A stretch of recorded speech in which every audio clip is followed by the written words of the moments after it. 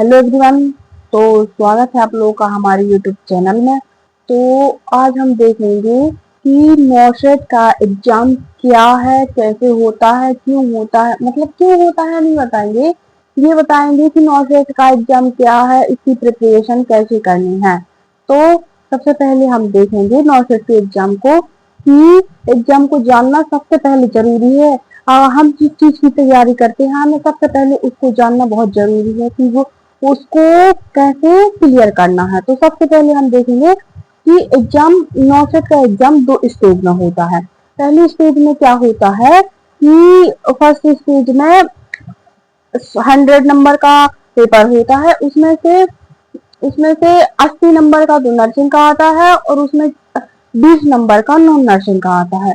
तो 80 नंबर का नर्सिंग का, 20 नंबर का नॉन नर्सिंग का, और इसमें भी नेगेटिव मार्किंग 1/3 की होती है। ठीक है। फिर उसके बाद हम देखेंगे कि स्टेज सेकंड में क्या होता है। जो फर्स्ट स्टेज में प्री होता है, सेकंड स्टेज में मेंस होता है। तो मेंस में क्वेश्चन कैसे आते हैं, सिनेरियो बेस आते हैं, क्लिनिकल बेस आते हैं, और उसमें आते हैं प्रैक्टिकल स्किल पूछते हैं। ये सब नौशेड मैन में पूछते हैं।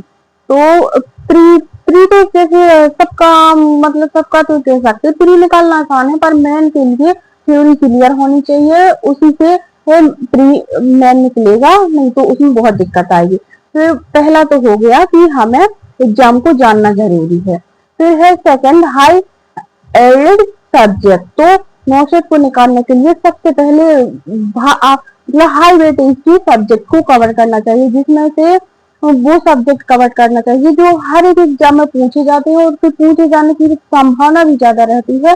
उनको कवर करना बहुत जरूरी है। उसमें है MSN मेडिकल सर्जिकल नर्सिंग है, और फंडामेंटल नर्सिंग है, ओबीजी है, ओबीजी के बाद पेडियाट्रिक है, फार्माकोलॉजी है, और फार्माकोलॉजी साइकेट्रिक कम्युनिटी। तो ये जो सब्जेक्ट है ये मेजर सब्जेक्ट है। इनका नौशेड में हर एक सब्जेक्ट से एक क्वेश्चन आता है। कभी किसी का वेटेज कम हो जाता है, कभी किसी का ज्यादा, मतलब लेकिन ये ऐसे सब्जेक्ट है कि इनसे हर एक सब्जेक्ट से क्वेश्चन बनता ही बनता है। इसलिए इन सब्जेक्ट को क्लियर करना बहुत जरूरी है। और फिर हम हाईलाइट क्वेश्चन तो देख लिए कि जो वो सब्जेक्ट तो देख लिए कि जो हर एक एग्जाम में पूछे, मतलब नौशेड के हर एक एग्जाम में पूछे जाते हैं। फिर उसके बाद है थर्ड नंबर का रटना छोड़ है। रटना कैसे छोड़ना है कि सिर्फ MCQ प्रैक्टिस नहीं करनी है। MCQ प्रैक्टिस करके बाद फिर उसकी मतलब अगर किसी थ्योरी को कर रहे हैं या फिर MCQ को कर रहे हैं तो उसका प्रायोरिटी को समझे और उसकी पैथोफिजियोलॉजी को समझे। प्रायोरिटी को ऐसे समझना है कि नर्सिंग की उसमें क्या प्रायोरिटी है। नौशेड में ये नहीं पूछेगा कि डॉक्टर अगर कोई उसका सर्जिकल मैनेजमेंट करना है तो उसमें डॉक्टर को कौन सी नस काटनी है, ये सब नहीं पढ़ना हमें। हमें ये देखना है कि अगर किसी का ऑपरेशन थिएटर में है, ऑपरेशन थिएटर में है, कहीं भी है, तो उसमें नर्सिंग रोल को याद रखना है बस। हमें डॉक्टर का काम नहीं सीखना, ना किसी फार्मासिस्ट का काम सीखना, हमें सिर्फ नर्स का काम सीखना है। इसलिए हमें नर्स का ध्यान रखना चाहिए कि कहाँ पे क्या नर्स को करना है। ठीक है। तो अब फर्स्ट तो हो गया एग्जाम को जानना। सबसे पहले एग्जाम को जानेंगे, प्री मेंस के बारे में जानेंगे। फिर हो गया हाई एलिड सब्जेक्ट की, मतलब मेन बेसिक सब्जेक्ट की जो हर एक एग्जाम में मतलब जिस सब्जेक्ट से हर एक एग्जाम में क्वेश्चन बनता है। फिर उसके बाद रटना छोड़ेंगे, प्रायोरिटी को समझेंगे, मतलब उसको समझेंगे, क्वेश्चन को समझेंगे।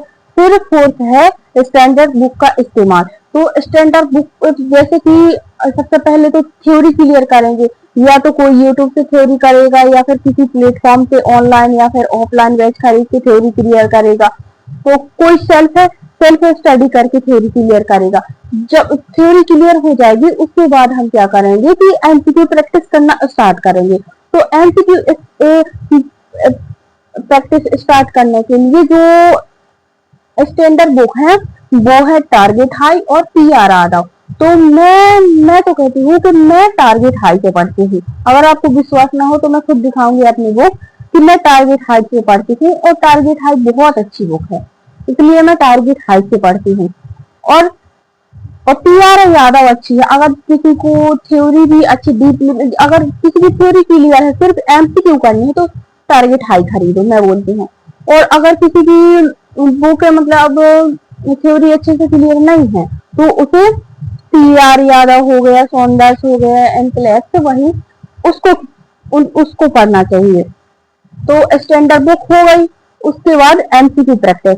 तो एमसीक्यू प्रैक्टिस करने के लिए हमें सबसे पहले उसका रैशनल जानना चाहिए, क्योंकि अगर हमें उसका रैशनल पता नहीं होगा तो एमसीक्यू अगर सिर्फ और सिर्फ ऑब्जेक्ट टिक करने से कुछ नहीं होगा। सबसे पहले उसका रैशनल पता होना चाहिए, उसकी पैथोफिजियोलॉजी से कि वो क्वेश्चन आया कहाँ से, कैसे आया, ये सब क्लियर होना चाहिए।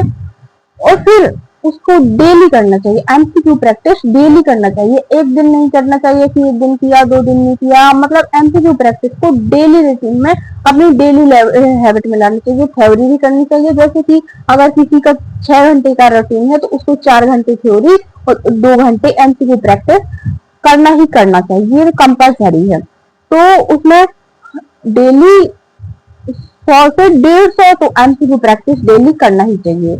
इससे अधिक भी हो जाए तो कोई बात नहीं, पर इतना तो होना ही होना चाहिए।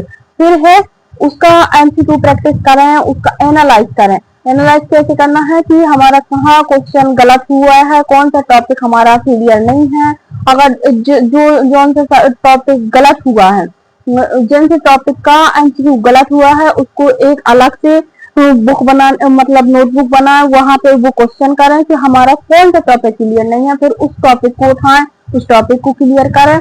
ऐसे करके हमारे सभी टॉपिक क्लियर होते जाएंगे धीरे धीरे करके। फिर है नॉन नर्सिंग। नॉन नर्सिंग जो जो 20 नंबर का होता है उसको भी कवर करना जरूरी है। क्यों? क्योंकि नॉन नर्सिंग को हर एक नर्सिंग स्टूडेंट हल्के में ले लेता है। क्यों हल्के में ले लेता है? वो सोचता है कि 80 नंबर तो हमारे नर्सिंग पे आ जाएंगे, उसके बाद अगर नॉन नर्सिंग क्लियर नहीं भी हुआ, नॉन नर्सिंग के सब्जेक्ट क्लियर नहीं भी हुए तो हमारा 80 नंबर में हो जाएगा। बल्कि ऐसा नहीं है। क्योंकि नर्सिंग तो हर एक मतलब नर्सिंग स्टूडेंट तो नर्सिंग तो पढ़ता ही है, लेकिन अगर जो कोई नॉन नर्सिंग भी पढ़ेगा तो उसका स्कोर अच्छा होगा। अच्छा होगा तो वो नर्सिंग का तो हर एक स्टूडेंट पढ़ के जाएगा, लेकिन जो कोई नॉन नर्सिंग का पढ़ के जाएगा उसका एग्जाम अच्छा जाएगा। इसलिए नॉन नर्सिंग को भी पढ़ना चाहिए, नॉन नर्सिंग को भी कम नहीं आंकना चाहिए, क्योंकि वो भी 20 नंबर का होता है। इसलिए नॉन नर्सिंग को भी ध्यान में रखना चाहिए, उसे भी पढ़ना चाहिए, डेली 1-2 घंटे पढ़ना चाहिए। तो ये था 9 सेट से क्लियर करने के लिए। अगर आप लोग कहें तो मैं उसका टाइम टेबल भी बना दूंगी कि कौन से सब्जेक्ट कितने घंटे पढ़ना चाहिए, उससे है मतलब कि कैसे क्वेश्चन बनते हैं, एमसीक्यू प्रैक्टिस भी कराऊंगी। ये मेरा चैनल ही है, मैं इसमें नर्सिंग से रिलेटेड हर एक चीज बताऊंगी। तो इसमें सबसे पहले तो हमने इसमें 6 चीज याद रखनी है।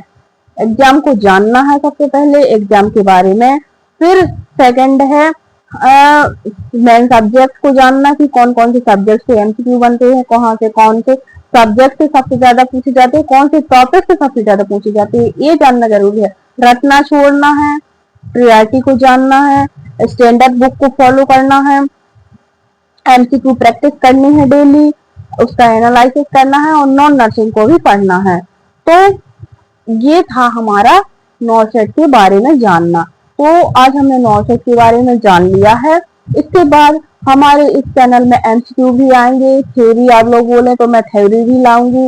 अगर आप लोग बोले पीआर यादव के एमसीक्यू लाओ तो मैं उसके एमसीक्यू भी लाऊंगी, पीआर यादव की बुक भी दिखाऊंगी, जो आप लोग कहेंगे वो दिखाऊंगी। ठीक है, तो आशा करती हूँ आपकी वीडियो पसंद आई हो। अगर वीडियो अच्छी लगी हो तो वीडियो को लाइक कीजिए, चैनल को सब्सक्राइब कीजिए, ताकि यहाँ पे अच्छी अच्छी वीडियो आती रहे। धन्यवाद।